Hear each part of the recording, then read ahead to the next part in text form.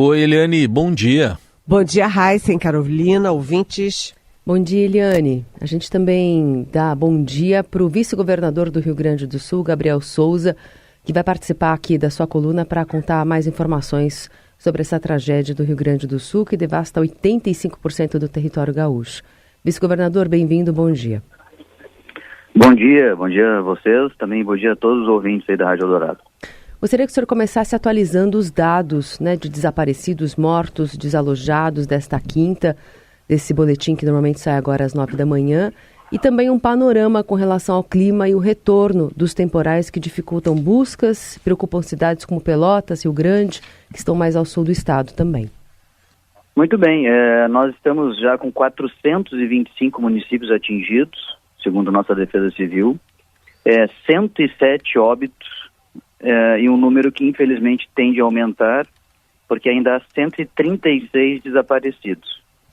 Ainda 67 mil pessoas estão alojadas em abrigos temporários porque tiveram suas residências atingidas de tal forma que não conseguem, não é possível agora nesse momento voltar, e mais milhares de pessoas alojadas em algum local de residência de terceiro, amigo, familiar, etc., para esperar, as águas baixarem e poder retornar então às suas casas para verificar qual foi o nível do dano e do estrago ocasionado.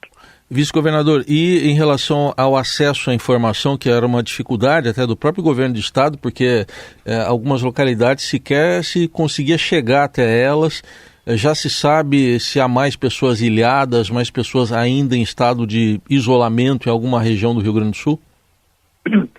Nós montamos 7 bases no interior, onde há regiões com comunidades isoladas.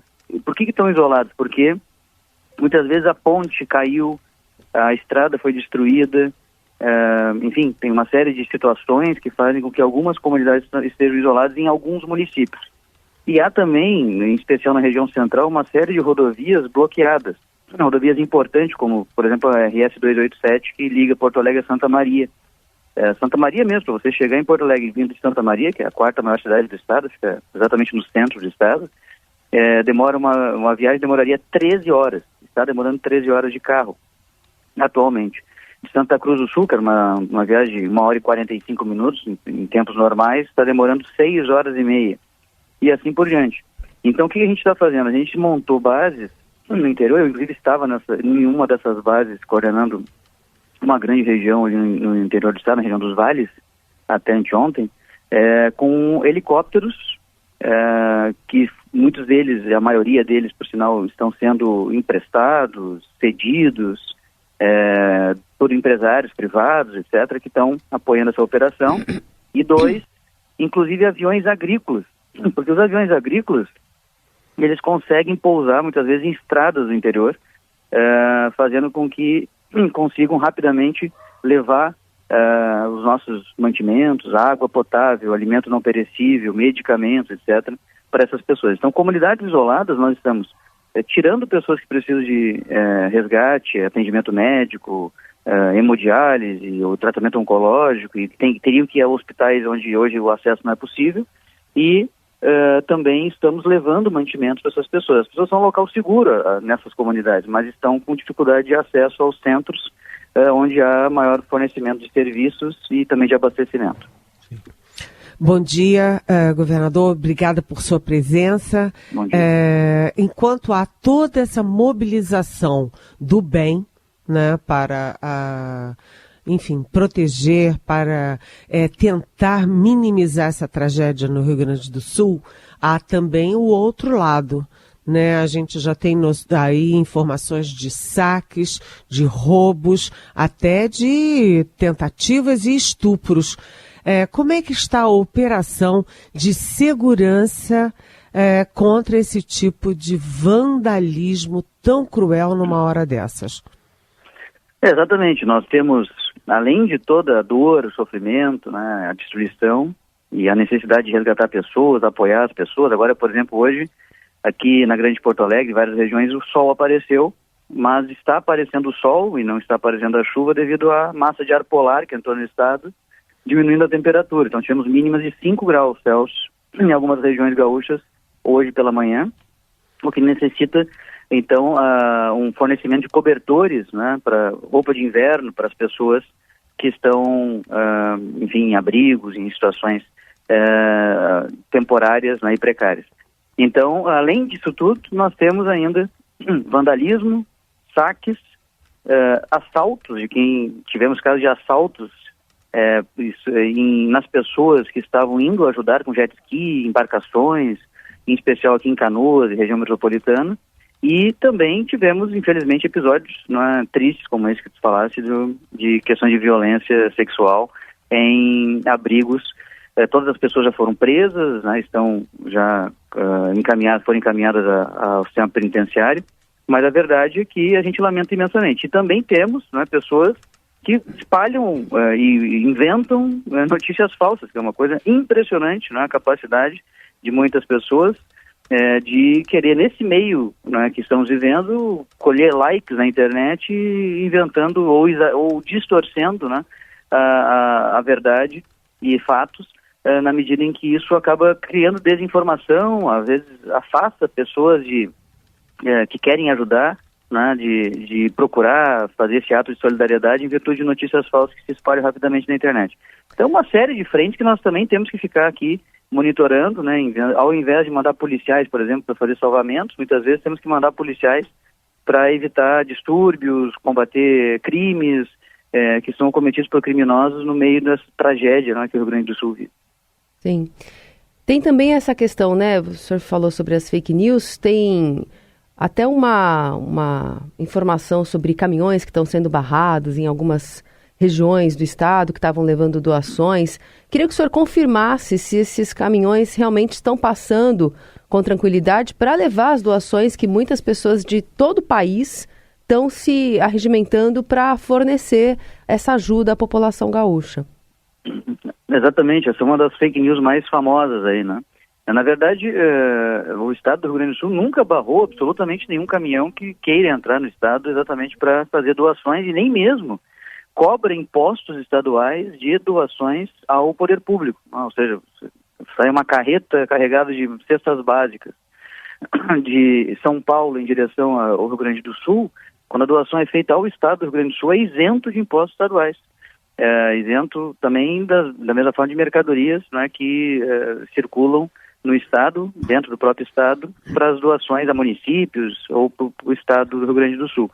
O que houve, pelo que a gente conseguiu colher de informação, foi que um fiscal da NTT, Agência Nacional de Transporte Terrestre, pela questão de pesagem de um caminhão em algum lugar do Brasil, que não foi provavelmente numa divisa do Rio Grande do Sul, acabou fazendo uma fiscalização num desses caminhões, desavisadamente que era um caminhão de doação. Quando a administração, a diretoria da NTT soube, inclusive editou, desde ontem, uma portaria, né, isentando completamente qualquer tipo de transporte de carga para ajuda humanitária. Portanto, os agentes da NTT hoje têm uma portaria, né, da Agência Nacional de Transporte Terrestre nesse sentido. Mas o estado do Rio Grande do Sul nunca absolutamente parou caminhões de doações para fazer fiscalização ou exigência de qualquer tipo de documento fiscal, porque nós estamos numa tragédia, numa calamidade, e nesse momento não há absolutamente nenhum tipo de fiscalização do Estado nesse sentido, porque queremos que essas doações cheguem e cheguem rápido. E sobre doações... Na verdade, montamos aqui uma central de recebimento dessas doações em Porto Alegre.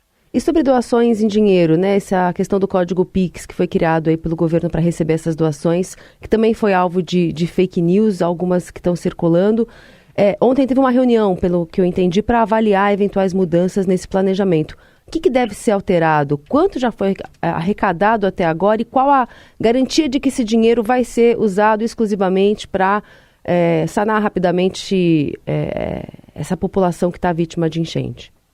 Eu vou convidar todos os ouvintes a acessar o site sosenchentes.rs.gov.br, sosenchentes.rs.gov.br. Esse é um site que tem ali todas as informações sobre doações, abrigos, alertas climáticos, rotas alternativas, voluntariado de maneira organizada e também a prestação de contas, o recurso arrecadado durante a tragédia do ano passado no Vale do Taquari, no mês de setembro, aqui no Rio Grande do Sul. esse Pix, ele não é uma conta do Estado do Rio Grande do Sul, né? Então a fake news principal é, olha, você não dê dinheiro para o governo, você já paga os seus impostos. De fato, os impostos pagos pelas pessoas aqui no Rio Grande do Sul serão utilizados majoritariamente, não é, com alta prioridade para a reconstrução do Estado. Nós vamos ter que ter bilhões de reais aqui, certamente não conseguiremos sem o apoio do governo federal, que tem muito mais condições do que os estados de poder propiciar recursos extraordinários em emergências e crises. Esse PIX é uma conta privada, coordenado pelo governo do estado, que reúne uma governança com várias entidades, Lions Club, Rotary Club, CUFA, Central Única de Favelas, o Sistema S, as federações empresariais, FEComércio, a Fiergs da indústria, entre outras tantas entidades. Então tem uma governança coordenada pelo governo do estado. Essa conta é uma conta de uma associação privada de bancos públicos. Nós temos aqui no Rio Grande do Sul 3 bancos públicos, né, o BRDE, o Badesul e o Banrisul. Então tem uma associação, uma entidade privada, o CNPJ, que é o 92-958-800-1000 invertido 38, 92-958-800-000138, né? Essa informação está disponível na internet nesse site, sosenchentes.rs.gov.br, e esse recurso fica então depositado numa conta bancária que é administrada por uma série de entidades. Essa governança decide onde esse dinheiro será aplicado, né? E esse recurso então vai ao socorro das vítimas das enchentes. No ano passado, durante o evento do Vale do Taquari, o recurso foi distribuído para pequenos empreendedores que perderam tudo, microempreendedores individuais, microempresários, né? A cabeleireira, o barbeiro, o marceneiro, o pintor, enfim, que perderam tudo, né? E o Pix, então, foi importante para isso, para distribuir recursos de uma maneira mais rápida que o Estado poderia fazer. O Estado também tem programas como Volta por Cima que apoiam R$ 2.500 por família atingida, aliás, desalojada ou desabrigada, né, que é um conceito da Defesa Civil, que é quando a pessoa tem que sair da sua casa em virtude das enchentes. Então, esse recurso existe aqui no governo do Estado, é um programa que nós temos, mas é claro que recursos a mais, né, que venham de maneira mais rápida e que possam ser usados sem a burocracia da máquina pública, acabam ajudando muito, né? Ainda temos várias tarefas urgentes a serem feitas, como, por exemplo, o apoio humanitário das pessoas, e felizmente temos aqui um suporte de doações de produtos, insumos, como estávamos falando, mas é claro que o recurso financeiro também é muito importante, em especial num segundo momento, quando a gente consegue computar, então, por exemplo, essa questão dos pequenos negócios que perderam seus equipamentos, sua estrutura, né, e o seu patrimônio. Nós arrecadamos mais de 80 milhões de reais por hora, né, e estamos oferecendo às pessoas. Se as pessoas querem doar para outra entidade, para um influencer, né, que também agora tem muitos influencers arrecadando, e achar que ali o seu recurso vai ser melhor investido, nós não temos nada contra, ao contrário, somos muito agradecidos a todos que queiram ajudar de qualquer forma. Mas também temos essa opção para aqueles que entendem que essa governança que o governo criou acaba tendo uma transparência e uma segurança, né, de que o recurso realmente vai chegar na ponta para quem mais precisa. Sim. Governador, é muito, muito, muito importante que o senhor esteja explicando tudo isso, né? Porque a gente está vivendo nessa era das fake news. Mas eu gostaria de saber do senhor, como é que o senhor analisa que uma das pessoas que foi a público divulgar fake news contra tudo isso que o senhor está falando, tenha sido exatamente o governador de Santa Catarina, Jorginho Melo. Como é que o senhor vê a posição dele e se houve algum pedido de retratação, algum contato com Jorginho Melo depois que ele fez essa fake news pelas redes sociais? Eu não via essa posição. Eu estou no comitê de crise aqui em Porto Alegre desde anteontem, estava no interior do estado, nas regiões atingidas antes disso, desde o primeiro dia, do dia 1, e infelizmente a minha vida aqui é todos os minutos, não é, com muitos contatos, resolvendo problemas e tentando, enfim, cumprir a tarefa aqui, a missão que foi me dada. Então não consegui realmente ver, soube que que o governador, né, teria gravado um vídeo sobre esse assunto. Eu quero dizer assim, de maneira geral, sem especificar exatamente esse episódio, de que a gente lamenta muito essa questão das fake news, né, porque muitas vezes os fatos são distorcidos, né. os fatos são distorcidos. E essa distorção de fatos chegam nas pessoas e as pessoas acreditam, né? E quando distorcem os fatos, acabam afastando as pessoas que querem ajudar, muitas vezes, porque as pessoas pensam o seguinte: pô, se é verdade, por exemplo, que estão fiscalizando a raiz de piloto de jet ski que está salvando pessoas na água. Chegaram a dizer que a Brigada Militar, o Exército Brasileiro, estava exigindo a raiz, né, que é o documento expedido pela Marinha para aqueles que pilotam embarcações. No meio de uma tragédia. Imagina só se alguém ia parar para ficar vendo o documento do jet ski ou do bote, né, da pessoa que estava ajudando.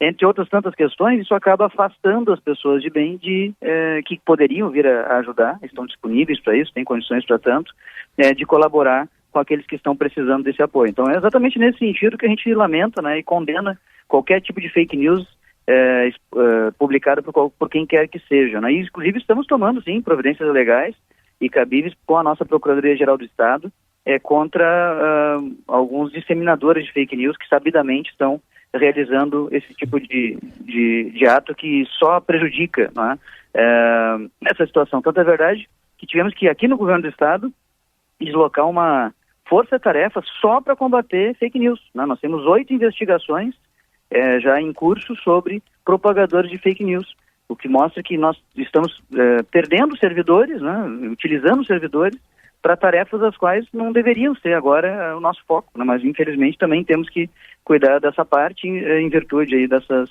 disseminações inacreditáveis que acontecem muitas vezes, ocasionando danos, né, às pessoas que precisam dessa ajuda. Por exemplo, tem uma outra aí de um influenciador, aí, um coach, né, que é o Pablo Marçal, dizendo que o Exército, que os militares não estão colaborando aí no resgate às vítimas. Queria que o senhor nos esclarecesse, então, como é que está sendo a participação dos militares, vice-governador? E também se tem no plano médio prazo ou curto prazo a decretação de GLO na região. Não, nós não estamos com GLO no nosso plano, no nosso radar, não há, a nosso ver, a necessidade desse encaminhamento, porque a Brigada Militar, inclusive, recebeu 600 homens de reforço, oriundo da Força Nacional de Segurança Pública. Requisitamos os nossos policiais estaduais, militares estaduais que estavam na Força Nacional. A Força Nacional, na verdade, ela é composta por militares dos estados, né, e coordenada pelo governo federal. Então, todos os militares da Força Nacional são estaduais. Então, a gente requisitou os do Rio Grande do Sul e recebemos reforços de outros militares estaduais, aliás, do Corpo de Bombeiros também, de vários estados. São Paulo, né, o governador Tarcísio enviou aqui helicóptero, pessoas. O coordenador estadual da Defesa Civil está no interior do estado nesse momento aí de São Paulo, está no Rio Grande do Sul nesse momento, e esteve reunido comigo, inclusive em Santa Cruz do Sul, 2 dias atrás. Então, nós estamos, inclusive, abrindo um edital para 1.000 vagas de militares da reserva que queiram, eventualmente, começa nessa terça-feira e vai até amanhã, sexta-feira, as inscrições para os militares da reserva remunerada, né, da Brigada Militar, que queiram atuar agora nessa necessidade que o Estado está passando. Sobre o Exército e as Forças Armadas em geral, montamos desde anteontem uma base, quando o governador pediu que eu voltasse a Porto Alegre para ajudar na coordenação aqui. Então montamos as bases lá no interior e voltei a Porto Alegre e imediatamente montamos uma base, um grande centro, onde todo o governo do estado está se alojando aqui no prédio da antiga CE. Todo Porto Alegrense conhece, todo gaúcho que passa por aqui sabe onde fica, na zona leste de Porto Alegre, porque o próprio centro administrativo do governo do estado, o centro administrativo Fernando Ferrari, onde fica o meu gabinete, o gabinete do vice-governador do estado, e praticamente todas as secretarias, foi alagado. É um prédio de 21 andares, né? Então, subsolo, primeiro andar, a água chegou lá, inclusive danificando geradores, elevadores e assim por diante. Vamos ter um tempo para voltar para lá. E o nosso centro de dados, que é a Procergs, a nossa companhia de processamento de dados, também teve seus no-breaks, seus geradores, né, alagados, que é um prédio que fica ao lado do CAF, desse centro administrativo. Então nós estamos montando um centro administrativo às pressas aqui, provisório, que nós vamos ter que ficar aqui por 30, 40, 60 dias, provavelmente, até conseguir reorganizar a nossa estrutura. Governador, e como o senhor está vendo a atuação do governo federal, particularmente do presidente Lula, e também do judiciário e legislativo nesse momento. O senhor mesmo disse, né, que o governo federal, que a União, tem muito mais força e muito mais dinheiro, né, numa hora como essas do que os estados. Como é que o senhor avalia a participação, a atuação federal nessa tragédia? Bom, primeiríssimo lugar, né, essa hora de união, não existe possibilidade aqui do governo do estado, o governador Eduardo Leite, a nossa equipe, misturar, né, eventuais divergências políticas, ideológicas com qualquer ou quem quer que seja. Nós queremos a colaboração de todos, somos muito gratos a todos, inclusive ao governo federal, né, o presidente Lula teve 2 vezes aqui no Rio Grande do Sul, uma vez no interior do estado de Santa Maria, outra vez em Porto Alegre, sobrevoou aqui algumas regiões, enviou vários ministros para cá por diversos momentos. Ontem mesmo a delegação, contendo a ministra Simone Tebet, esteve aqui, que é a ministra do Planejamento. Então somos muito gratos aí a todas as ajudas. A pergunta anterior aí era sobre as Forças Armadas. As Forças Armadas estão aqui, o Comando Militar do Sul se transferiu, foi alagado também, a sede do Exército da região sul do Brasil, fica no centro de Porto Alegre, foi alagado. Então tiveram que rapidamente se deslocar para um regimento de cavalaria que fica próximo ao prédio onde eu estou aqui. E eu tenho 2 reuniões por dia de briefing com todos os comandantes das Forças Armadas, do Exército, da Marinha e da Aeronáutica, que estão aqui com helicópteros, embarcações. Está chegando o maior navio de guerra da América Latina, agora em Rio Grande. Já tem um navio de guerra portando em Porto Alegre, com mantimentos, que é capaz de produzir água potável, oriundo da água do rio. Então, somos muito gratos. Agora, uma coisa muito objetiva, né? Eu quero deixar muito claro. O Rio Grande do Sul foi destruído. A nossa infraestrutura, ela não existe mais. Metade da nossa infraestrutura, pelo menos, não existe mais. Pontes, viadutos, rodovias importantes, não só estaduais, mas também federais, estradas municipais do interior. Nós somos a 4ª maior economia do Brasil, né? Um dos maiores estados exportadores do país, um dos maiores parques industriais do país, e nós contribuímos para a economia nacional, né? Além de ser um estado onde moram em torno de 11 milhões de brasileiros, né, que são os gaúchos que aqui estão. Uhum. Então, sem o apoio do governo federal, é nula a chance, porque ao mesmo tempo, né, nós temos o estado mais endividado do Brasil per capita. Né? Se você pegar a dívida dos estados brasileiros e dividir pela sua população, o mais endividado é o estado do Rio Grande do Sul, é o último ou penúltimo estado no ranking fiscal do país, mesmo com todas as reformas e modificações na estrutura da máquina que fizemos aqui no estado anos atrás, no governo Sartori, no governo Eduardo anterior e neste governo. Por exemplo, fizemos 3 reformas da Previdência e ainda temos um déficit de 9 a 10 bilhões de reais por ano de déficit da Previdência, o que significa aí, em torno de um sexto do nosso orçamento vai para pagar os nossos servidores inativos, porque não houve um planejamento de recebê-los no passado para suas aposentadorias. Então, o que eu quero dizer é o seguinte: nós temos dívida com a União de 96 bilhões de reais. Nós pagaremos esse ano 3 bilhões de reais e não estamos pagando os 7 bilhões que deveríamos pagar porque estamos no regime de recuperação fiscal. Então, o que eu entendo? Eu entendo o seguinte, que nós precisamos de uma ação enérgica do governo federal. E essa ação enérgica tem tudo a ver com essa questão da dívida do Estado com a União, por exemplo, que é uma coisa que a União pode resolver. Pode resolver da seguinte forma, por exemplo, ela pode exigir que ao invés do Estado pagar a parcela da dívida mensalmente à União, essa parcela da dívida esse valor seja todo investido na reconstrução do Estado, fiscalizando o Estado, enfim, impondo várias condições para que realmente o recurso vá para a reconstrução do Estado, de escolas, foram mais de 200 destruídas, que significa quase 10% das escolas do Estado, hospitais, enfim, estradas, entre outras tantas questões.